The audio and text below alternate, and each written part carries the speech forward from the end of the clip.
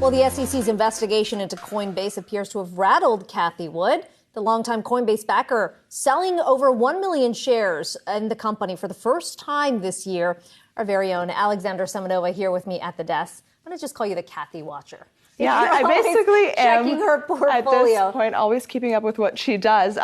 Yesterday, three funds across Ark sold 1.4 million shares of Coinbase, worth about $75 million as of yesterday's close. The lion's share of that came from her flagship Ark Innovation ETF. And this, of course, came after Coinbase lost about a fifth of its market value yesterday following news about the SEC probe, bringing total losses down to 80% year to date. And important to note that Ark has been selling Coinbase at all-time lows. It has been purchasing the stock at an average price of $255 a share, selling it yesterday at $53 a share. So locking in really tremendous losses there. And it was also the third largest holder of the company as of the end of last month. This is obviously a big statement about Cathie Wood's confidence in the company, because she has been a big, crypto bull, a big proponent of Coinbase, steadily buying up shares even during the worst of days of its sell-off. So now that she's kind of parting ways with Coinbase, it says a lot about what she sees about the company, though notably, as she sold Coinbase, she bought up shares of Shopify, of course, after the 14% sell-off yesterday. Very on brand for Wood to be buying the dip. Yeah, buying the dip, and Shopify getting a bounce after, although we saw a significant decline yesterday. We've also been seeing a bit of a pop here in semiconductors, led by Texas Instruments today. Yeah, semiconductors also in the spotlight today following the report, the earnings report yesterday from Texas Instruments, what was particularly notable to investors was the guidance that they put out, countering some of the recessionary fears that some people had about the chip industry.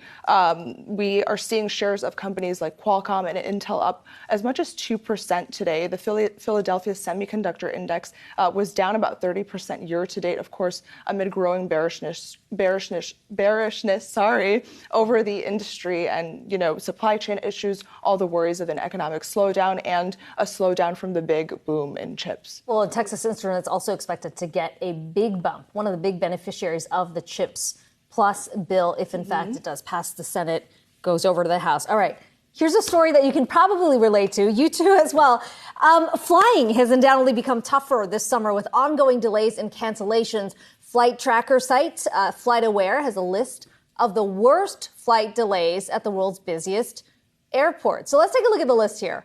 Toronto Pearson at the very top of the list, Montreal, Frankfurt, Paris, as well as Lisbon. In terms of U.S. airports, Chicago Midway, Orlando, JFK, Newark, and Baltimore rounding out the top U.S. airports that have had the worst delays. I will tell you, I recently flew through Toronto.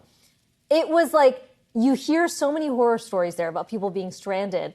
A little terrifying. My delay was not as bad, but certainly some people who had to stay out there overnight because their flights were canceled. Yeah, and a lot of the European airports also leading the list. I've heard anecdotally from friends who are traveling to Europe now that they're experiencing really nightmarish delays, having to stay at airports overnight, not being able to book new flights. I personally was at the airport in Paris about 6 weeks ago, and the line there was just, it took up so much time.